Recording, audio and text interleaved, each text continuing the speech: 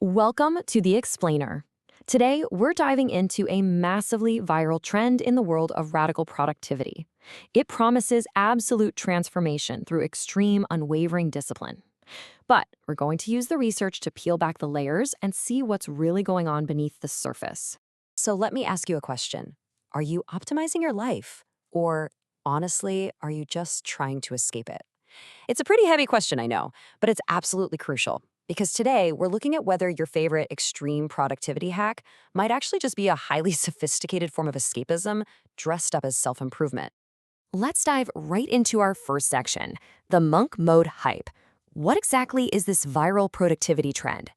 So, at its core, monk mode is a productivity framework that involves a radical withdrawal from social, digital, and really any external distractions for a set period of time, usually anywhere from 30 to 90 days.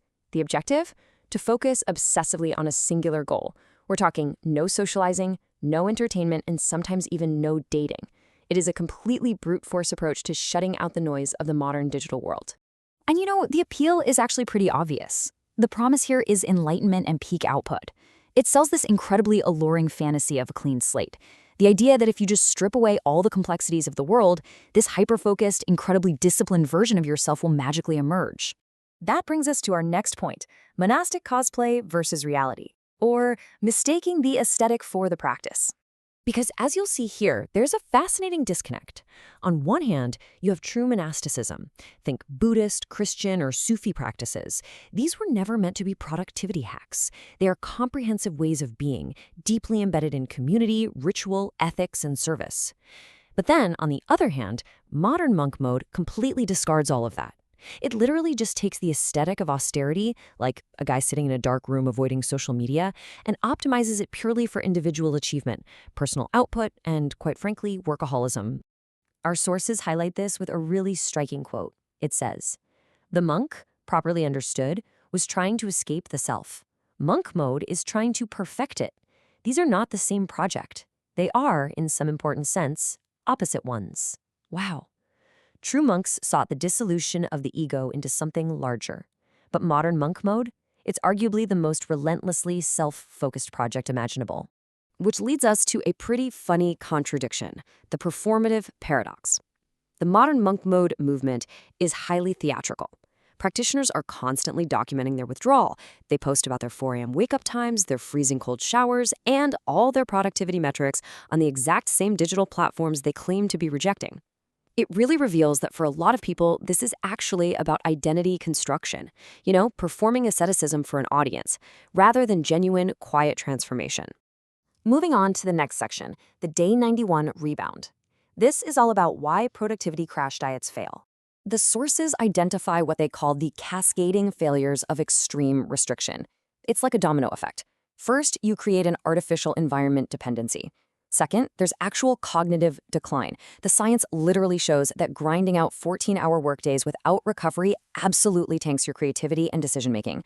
Third, you get total willpower depletion. Willpower just isn't infinite. And finally, the rebound effect. Because this operates exactly like a crash diet, when day 91 hits, practitioners almost always binge on all the distractions they previously denied themselves, rebounding even harder than before. It really highlights a fundamental difference between brittle discipline and true resilience. If your ability to work requires absolute silence, a perfectly controlled room, and the total removal of all human obligations, well, you haven't really mastered your attention. You've just become dependent on artificial conditions. True psychological resilience, building what the Stoics call an inner citadel, is forged in the messy, chaotic reality of the ordinary world. Let's look at the hidden costs in our next section, the relationship tax, or pathologizing ordinary life. The real-world costs of extreme isolation are super heavy. This framework treats relationships, casual conversations, and basic human connection as inefficiencies or interruptions to self-development. But the research argues this totally inverts reality. Relationships are actually the primary constituents of a meaningful life. Extended withdrawal causes your social skills to atrophy. It ignores your duty to be present for the family, friends, and colleagues who actually rely on you. And when the sprint is over, you're faced with a jarring, awkward re-entry into a community that, let's face it, didn't hit pause while you were away. And here is a fascinating, maybe even a bit uncomfortable psychological insight from the sources. For some people, monk mode acts as avoidance dressed as virtue. It is disproportionately appealing to people who might already be struggling with social anxiety, loneliness, or relational difficulties. It provides this sophisticated ideological cover, allowing people to reframe their retreat from the discomfort of human engagement as a marker of elite discipline. Basically, it acts as a shield, not a cure. All right, on to our final section, integration over isolation. Building a life you don't need to escape. To build that life, we first have to completely debunk the myth of the isolated genius, which monk mode culture absolutely loves to use. Take a look at this table. Isaac Newton, yes, he worked during the plague, but he wasn't isolated. He corresponded extensively with other thinkers the whole time. Charles Darwin was deeply embedded in a rich intellectual and social community throughout his entire career. And Henry David Thoreau at Walden Pond, his withdrawal was honestly more of a suburban experiment. He literally walked to his mother's house for dinner on a regular basis. Historical greatness happened through engagement and feedback, not in a complete social vacuum. Now, that being said, the sources confirm that elements of focus discipline are highly effective if you use them correctly. Here is when focus sprints actually work. Step 1, use finite, short periods like 2 to 6 weeks for a hard deadline or launching a project. Step 2, use temporary austerity as a reset to break a specific bad habit like compulsive scrolling. And step 3, which is the ultimate alternative, implement daily time blocking. Dedicating just 2 to 3 hours of ruthless, uninterrupted focus a day yields the vast majority of the benefits of monk mode without completely destroying your social life. The ultimate takeaway from the material is this.